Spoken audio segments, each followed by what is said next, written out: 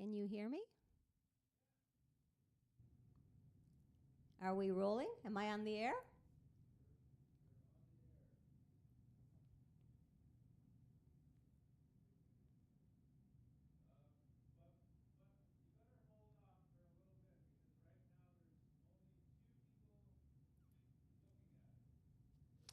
So for the two people who are on here looking at me, sitting here holding a microphone, what's happened is that somehow the URL that we advertised all over the place and had 200 people all wanting to come, when we went to do it, it wasn't streaming for some reason. So they had to get a whole different URL, which they are now letting people know about. So in the meantime, since you're already here looking, I'll just improvise something and they'll tell me when we can actually start.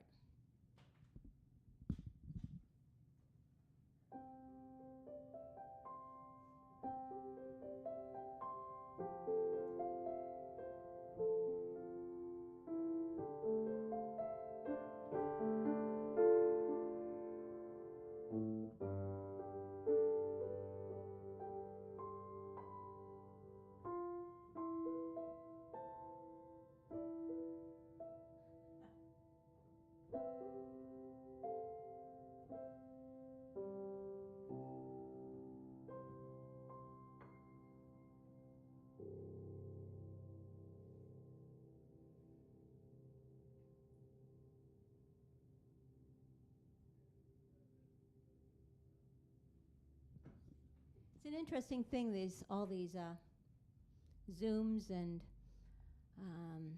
well, this isn't Zoom, this is YouTube. But it's interesting, until you try to do it, you have no idea how many things you have to go through to actually get it to work. I know I've been on a couple different Zoom things or they weren't Zoom, they were something else where there were all sorts of delays and stuff because they were trying to get it to work. So I guess this is like one of those, even though we actually did a dress rehearsal and it worked, but we had to get a different URL and use that. And so now I'm not exactly sure what's going on with this, but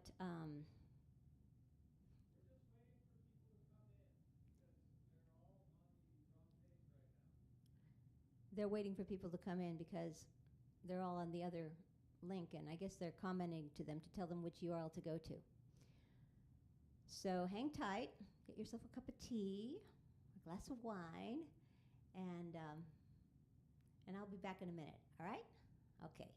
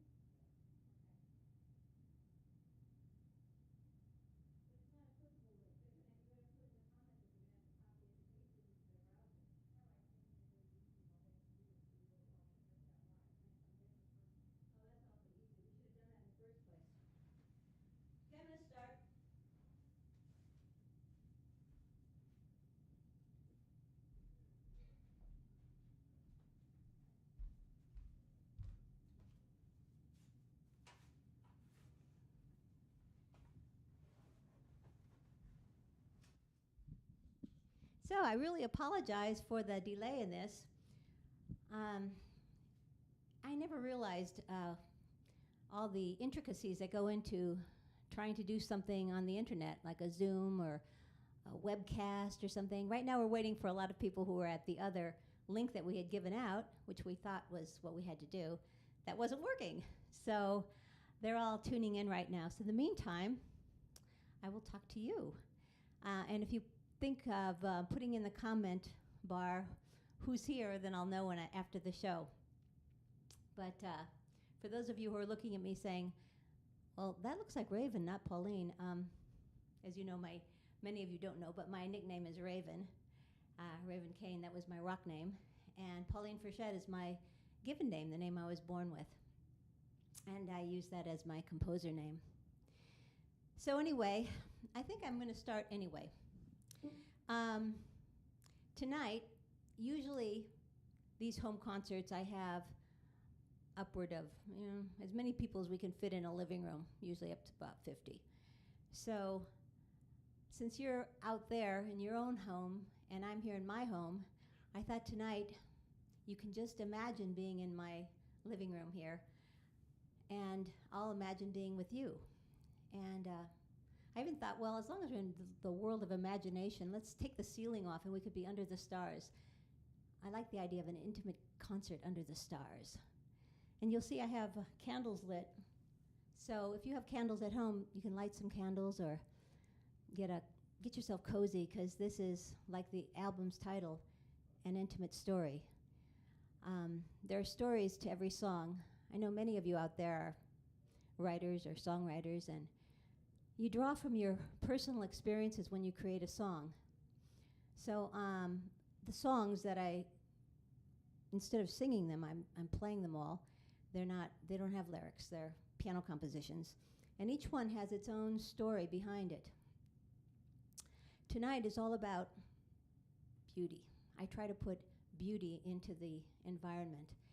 And especially now, that's really what we need, is we need a lot of people putting as much beauty into the world as possible.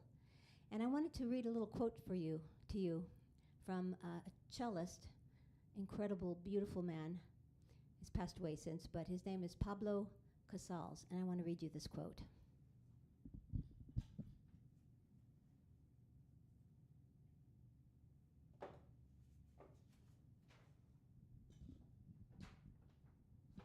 Music is the divine way to tell beautiful, poetic things to the heart. Pablo Casals. So this first song is actually the title song to the album, and it's called An Intimate Story, and it's a song that I composed for my husband David, and the music tells our story, meeting and becoming engaged, and the wedding, and then the passion, and how through the years it just gets deeper and deeper. So this is An Intimate Story.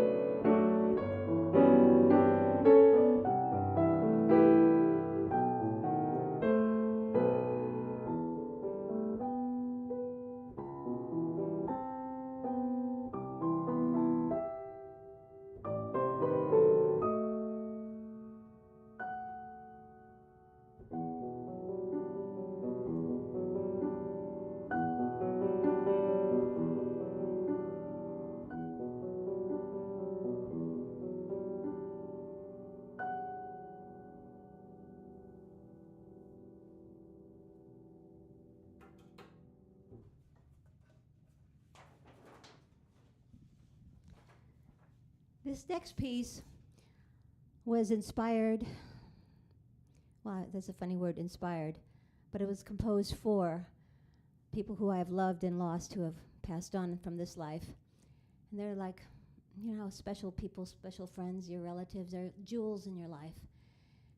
And I was looking for a title for the piece, and I thought, well, I love the night sky, and I always look up there and think about people who have passed on, and so I thought, well, the title must be something about the sky, and I found, by Googling it, that there's a constellation called Jewel Box. It's in the Southern Cross, and the stars in it are actually jewel colors. They're extraordinary. You have to Google it and look. They're just so beautiful. And I said, oh, that's a sign. This is the title. What more perfect tribute for the ones that I love? So this is Jewel Box.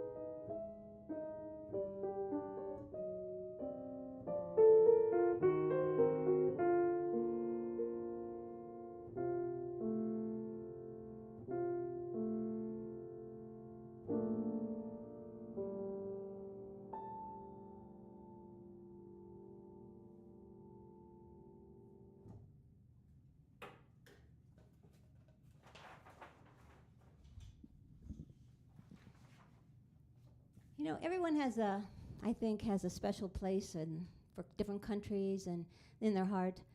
And for whatever reason, I've always been attracted to old Russia, 20th century Russia, when there were, well, actually 19th century Russia too, but the ballets and the great writers and the great composers, Tchaikovsky, Prokofiev, Mussorgsky. So I composed this next piece called I Dream of Old Russia. And in it, I start out in a dream state, and when I wake up, I'm there, and there's the Cossacks, and there's those dancers, those amazing Russian dancers, and then go over the expanses of Russia to the Dasha, which is where wealthy people would spend the summers. And in the winters with the sleigh and drawn across those expanses with the sleds, and so and then back to the dream state. So this is I Dream of Old Russia.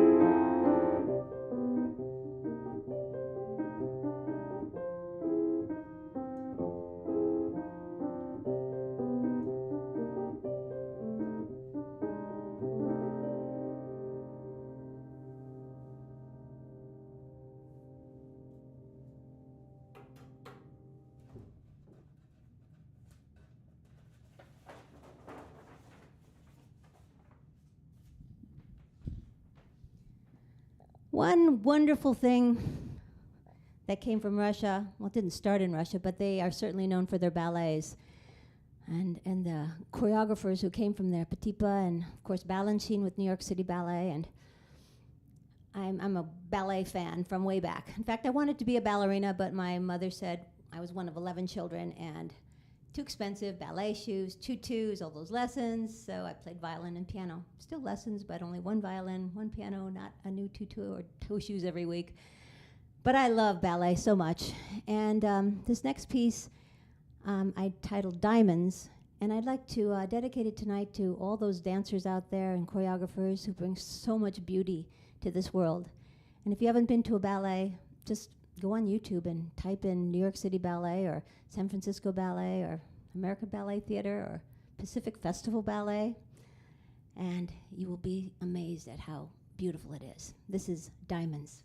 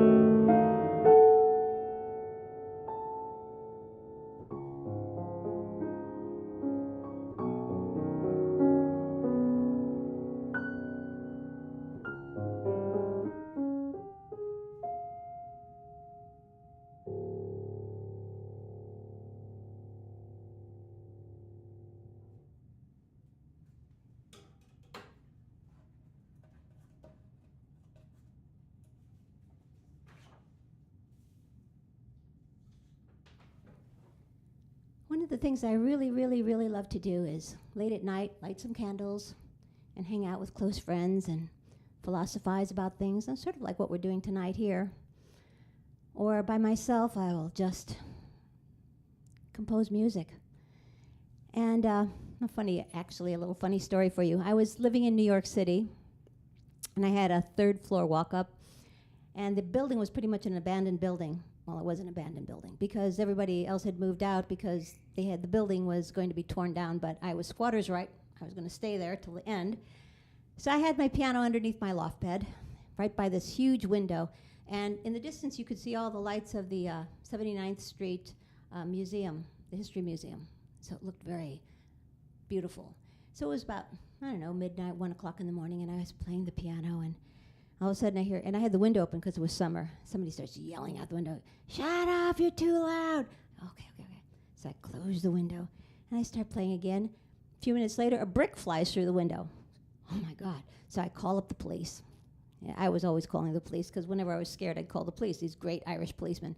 So up comes the Irish policeman. So he comes back in the back, and I'm showing him the window, but he doesn't look at the window. He looks at the piano. He says, "Oh, so you play piano?" I said, "Yeah." I said, "Oh, play me something." I said, "Well, they just threw a brick through the window if I play." This giant policeman stood in front of the window with his arms crossed. He said, They won't be throwing a brick now." And so I played him this music. It was such a beautiful New York moment. And so this next piece was written in the solitary hour, and that's its title.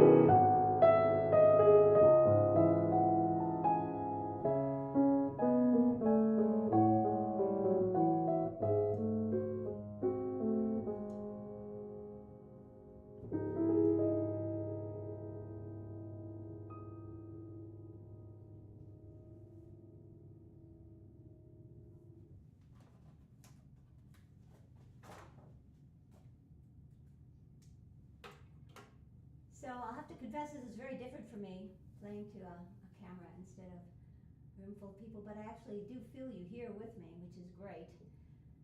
And so we're about to go to a ball. I always wanted to go to a ball, never been to a real one. But I love waltzes and the idea of wearing a ball gown and glass slippers like Cinderella. And although I can't really imagine wearing a glass slipper, if you broke it, you'd really hurt yourself. But anyway, what a ball, and a beautiful ball gown like Beauty and the Beast, like in that scene. And so I wrote this waltz called the Glass Waltz. And I actually expanded it to another version called La Valse Fête, which means the festive waltz, which is going into a ballet that I was commissioned to write for the New West Symphony and the Pacific Festival Ballet. But for tonight, I'll do the Glass Waltz, which is the shorter version, which is from the album. And you can imagine yourself at a grand ball.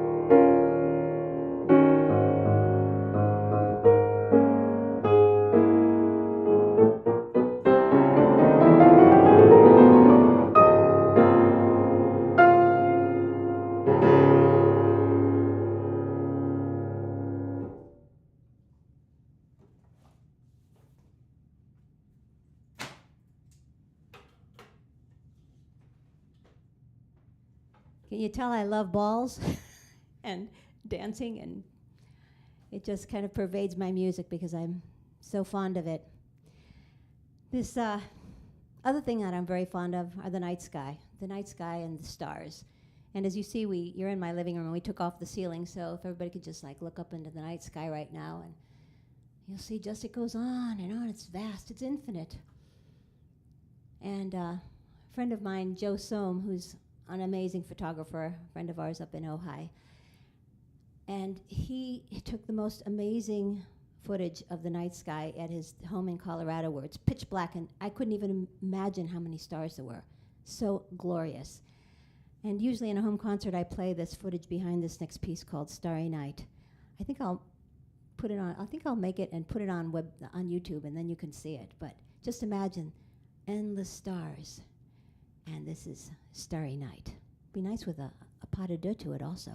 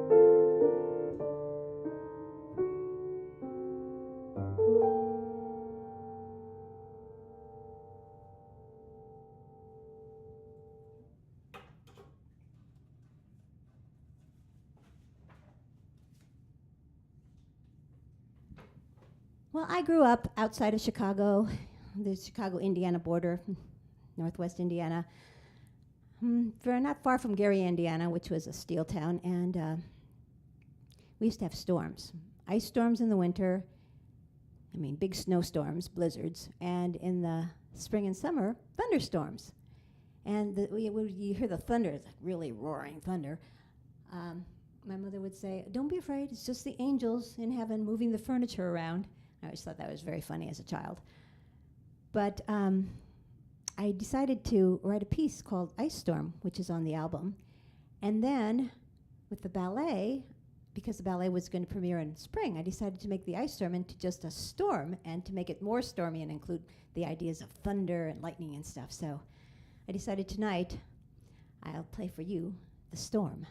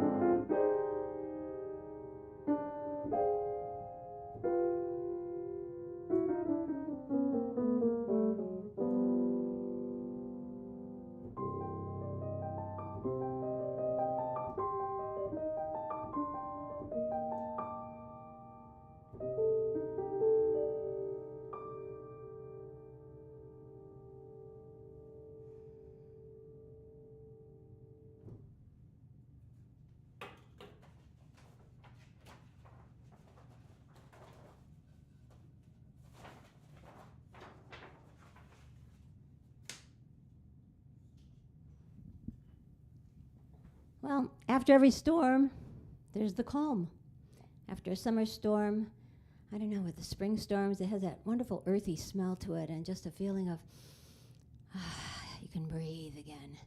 And after an ice storm or a snowstorm or a blizzard, like I grew up with, it's beautiful. It looks like winter wonderland out there. I remember waking up early in the morning and looking out the window, and the ugly city was suddenly overnight beautiful. Just a soft blanket of white everywhere. And my brother Phil and I would get up. I would help him pull the papers. He had a newspaper out through the snow, and no one had walked in the snow yet. So you could feel your footsteps crunch, crunch, crunch, and you could see the snowflakes and all this light. Those are memories I'll never forget. Such beauty, so much beauty. There's so much beauty everywhere if we just look. I'd like to dedicate this song to my brother Phil. Quiet walk in the snow.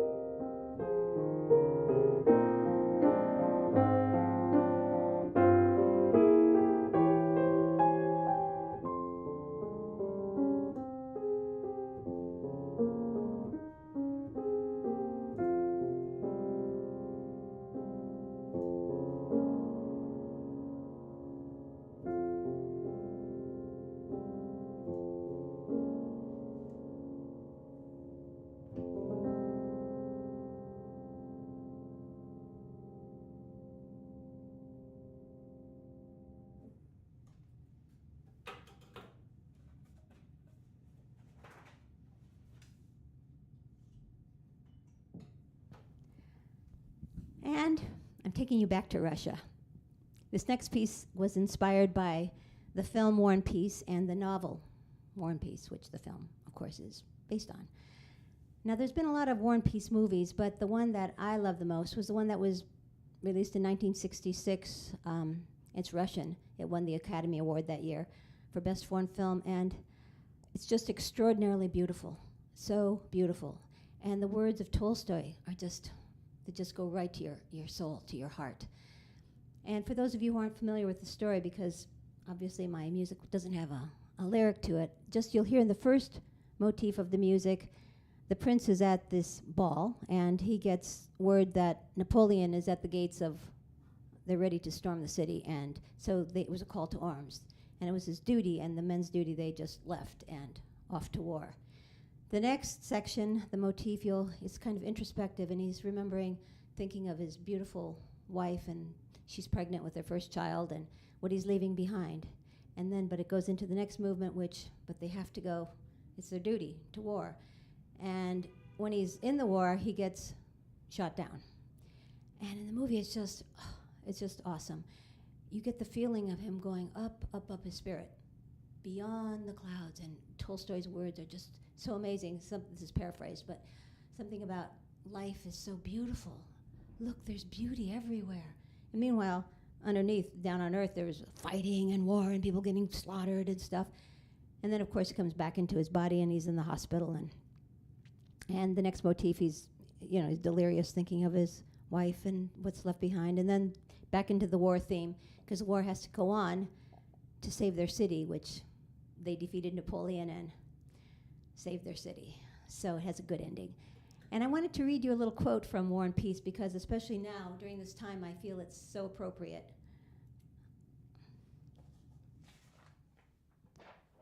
Love. Not the love that loves for something, to gain something, or because of something, but that love that I felt for the first time when dying. I saw my enemy and yet loved him.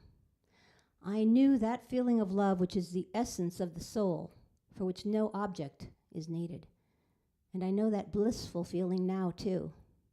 To love one's neighbors, to love one's enemies, to love everything, to love God in all his manifestations. Leo Tolstoy. And this is my composition, War and Peace.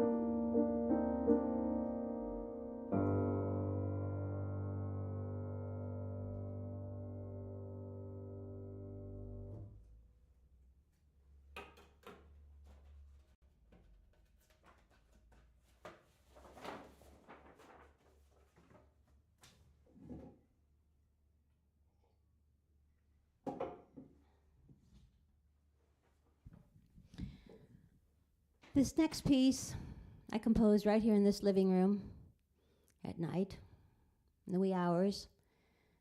I had just received news that my beloved nephew, Michael, had passed away in his sleep,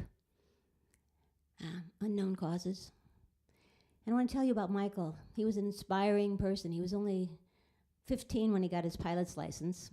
He was on the Junior Olympic ski team. He was a lot of fun, twinkly, daredevil, lived every moment to the fullest, really lived his life. So I decided he deserved to be immemorialized in music. So this is Song for Michael Pennells.